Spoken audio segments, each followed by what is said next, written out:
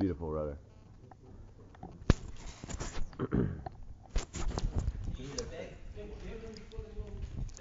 All right, good morning, everyone. Want to get started?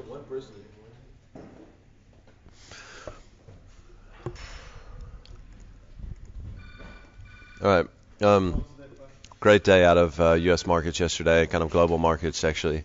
You can see there, sector-wide, we had an absolute just blistering rally across sectors.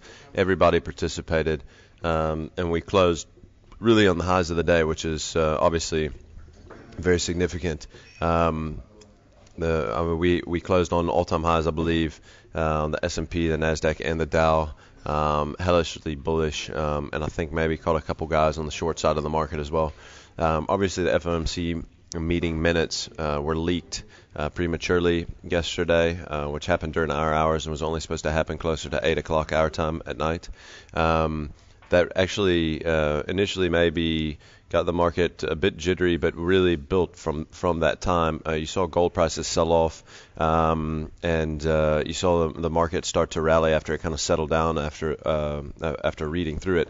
And I think what's really, really interesting is how bullish the rally was after the minutes came out, which is something totally different from what we've seen over the past several years. We've got we've got markets rallying really hard on the fact that the Fed's probably going to back off sooner rather than later. So when you couple that together, I think that finally puts the stamp on it that good news is good news and bad news is bad news again, where we haven't really been in that situation for a long time. You know, we've seen bad news before actually give us rallies in markets because, the Fed was going to come in with more stimulus or be around for longer and that kind of thing. I think those days are over.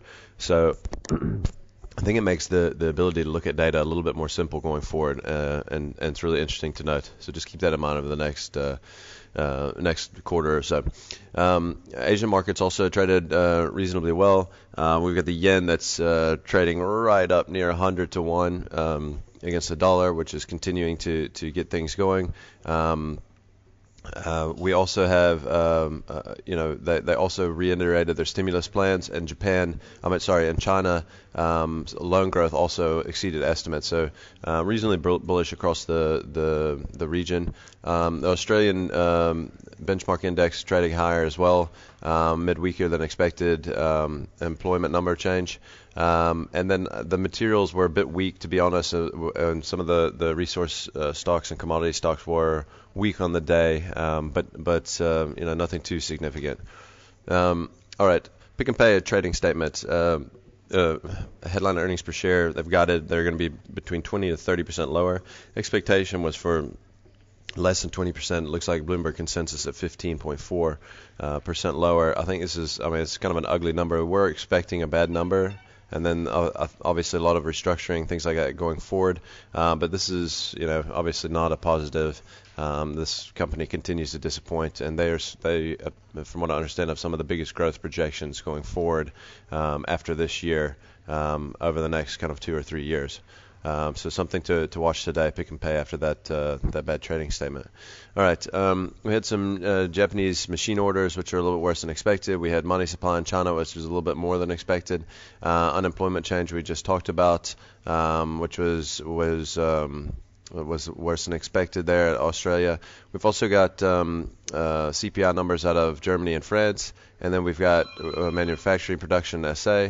But initial jobless claims, obviously, the number that we're really going to focus on today in the States. And I think the importance of this is maybe a little bit more after the last jobless claims number and the last non-farm payrolls number. So we're really going to focus on that number today.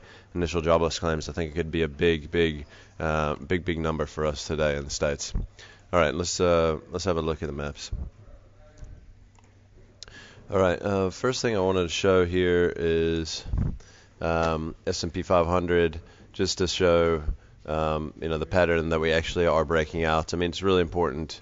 I think really important to realize the phase of the markets that we're in right now. Obviously, we are getting overextended. This is the start of the year right here. You can see the rally that we've had. It's absolutely enormous. So for the start of the year, we will be due for a pullback to cool off sometime here in the middle of the year. We certainly will have to be, but you can't be shorting these markets as they're making new highs. I don't believe. All right, let's have a look at. Oh no, it's the wrong stock. Sorry.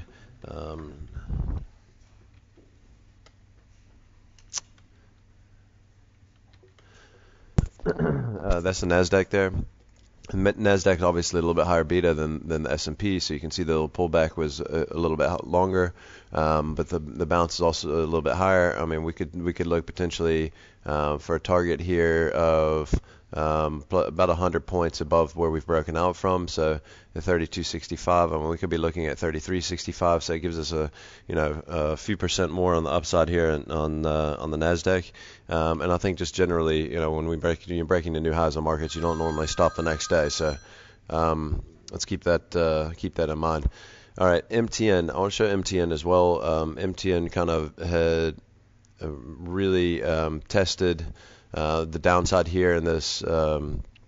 Once we had broke 64, I think we had a couple closes around 57 and a half.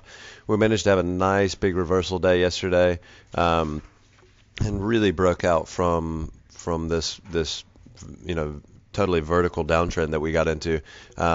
It's, I think, quite crucial that we close above 164. I would look for the last little bit of confirmation. 65 here was a bit of a bottoming pattern as well. I mean, I'm liking 64 because of where we topped out here back in September and October. But I think a confirmation through 65 would really have MTN potentially trading back up to these sort of levels from where we broke down from, maybe between 170 and 172. So keep an eye on MTN today. I think that yesterday was quite a bullish day for them. All right, Trueworths. The retail sector traded really, really well yesterday. I think really important that we finally got a big boost on that. What's interesting is that the day before we had really weak consumer confidence numbers out of South Africa, and we still managed to hold. And then yesterday after the Mr. Price trading statement, we got that rally. You can see there. I can zoom in a little bit here.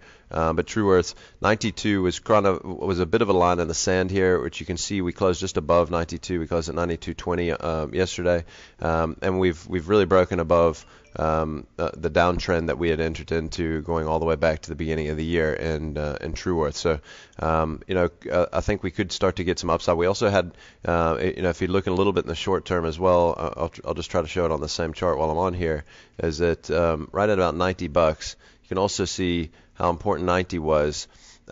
We had held 90, and all these tests, we tested for about 2 weeks. We got below it. We stayed below 90 for 4 or 5 days. And then yesterday, not only we crossed above 90, we crossed above 92 all in the same day.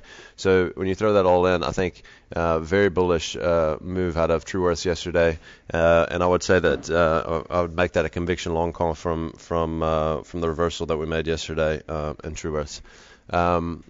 Mr. Price. Mr. Price also reversal above, big reversal. Obviously, a good trading statement out of them yesterday. Big reversal above the downtrend that we've been in, and I think really significant. Obviously, we should be able to trade at least back to the top end of this range, around 127 to 129, somewhere in that neighborhood, which would really be making up about 50% of our losses from the top to the bottom. So. Mr. Price, I think I also like going forward, as well as a couple of other of these retailers. Life Healthcare. We sent this one out yesterday on Twitter.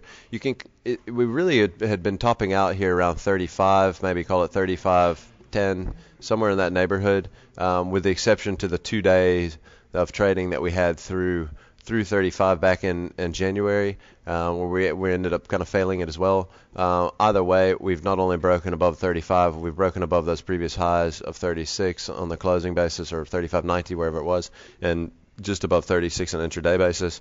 So we're really having a nice breakout here. I like this because we put in so much time consolidating really in this pattern here. And I would say that let's take it from 31 to 35. I call the breakout. I mean, we'd be looking for another $4 on the upside above 35. So I think 39 is quite realistic for us to see out of Life Healthcare over the next maybe few weeks. Let's have a look at Massmart. Massmart really been in this sideways, this rising channel for going all the way back basically to the beginning of the year.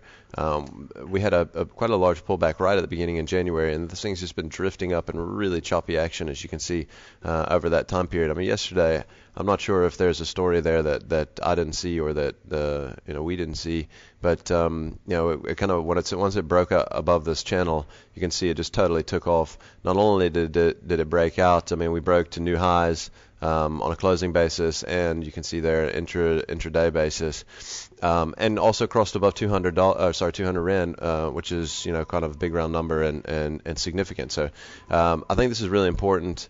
I don't know why it's trading so well, but this thing never pulled back like the other retailers did. I think it's really important to realize that. So just keep an eye on Massmart.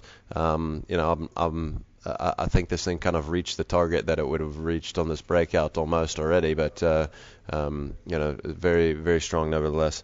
All right, let's have a look at a couple of the international tickers here. We're going to look at first at Prudential. Prudential breaking out on this flag pattern. Beautiful pattern here. Great, looks like a great entry. I like this one as well because it's quite a steep flag. And it's a very, very, very perfect setup. So the fact that we've broken out there, at least we would think at least to the top of the range, but most likely we'll also trade to this far to the upside as well, which really leaves you about 2.5 pounds to the upside on Prudential potentially. And then I want to look at United Technologies out of the States, which broke out really a day late showing this. Because it broke out I should have been showing this one yesterday, but you can see here a lot of consolidation here around 94. Really had trouble breaking through that level, and we've broken through it now as of Tuesday. And I would say that the target here would be close to $96. So not that much room left to the upside, but 96 would be our target here on UTX. And that's it for today, guys. Thanks a lot.